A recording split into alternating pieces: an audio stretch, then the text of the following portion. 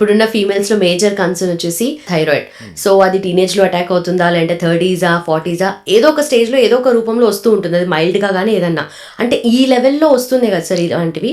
So మీ cell health clinic ద్వారా ఎలా cure చేస్తున్నారు వీటికి? ఇప్పుడు థైరాయిడ్ ఉంది, థైరాయిడ్ వలన అధిక బరువు వస్తున్నారు. జనరల్గా ఓవర్ ఈటింగ్ వలన వచ్చే అధిక బరువు వేరు, థైరాయిడ్ వలన వచ్చే ఒబెసిటీ వేరు. ఓకే. ఇప్పుడు థైరాయిడ్ ప్రాబ్లమ్ని మనం ఎట్లా పరిష్కరిస్తాం? ఫర్ ఎగ్జాంపుల్ సెల్ హెల్త్ క్లినిక్లో మా విధానం ఏంటి?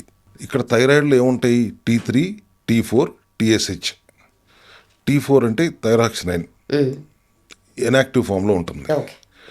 T3 ట్రైఐడోథైరోనైన్, అది యాక్టివ్ ఫామ్లో ఉంటుంది. అది మన ఇక్కడ యాడమ్ యాపిల్ లాగా ఉంటుంది, బటర్ఫ్లై షేప్లో, దాన్ని థైరాయిడ్ గ్లాండ్ అంటాం. T4 T3గా కన్వర్ట్ అవ్వాలంటే ఎక్కువగా ఓ 20% గట్లోనో పెరిఫరల్ టిష్యూస్లోనో కన్వర్ట్ అవుతుంది. అది బ్రెయిన్లో ఉన్న పిట్యూటరీ గ్లాండ్ సిగ్నల్ ఇస్తే తప్పితే థైరాయిడ్ స్టిమ్యులేటింగ్ హార్మోన్ తయారవుతుంది.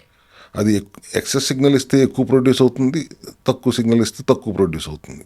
TSH ఎప్పుడైతే ఎక్కువ ఉందో హైపోథైరాయిడ్ అంటాం, తక్కువ ఉంటే హైపర్ థైరాయిడ్ అంటాం. తక్కువ ఉందంటే అది హషిమోటో థైరాయిడైటిస్ లాంటి ఆటోఇమ్యూన్ కండిషన్లోకి వెళ్తుంది. సో ఇప్పుడు ఈ కన్వర్షన్ సరిగా జరగాలంటే ఏం చేయాలి? T4 T3గా కన్వర్ట్ అవ్వాలంటే, బ్యాలెన్స్డ్ ప్రొడక్షన్ ఆఫ్ TSH జరగాలంటే ఏం చేయాలి? ఇది అర్థం చేసుకున్నప్పుడు బేసిక్గా ఫంక్షన్ తక్కువ అవుతుందంటే either selenium, zinc or iron deficiency బాడీలో ఉంటే ఈ కన్వర్షన్స్, ఈ ఫంక్షనింగ్, హార్మోన్ ఫంక్షనింగ్ సరిగా జరగదు.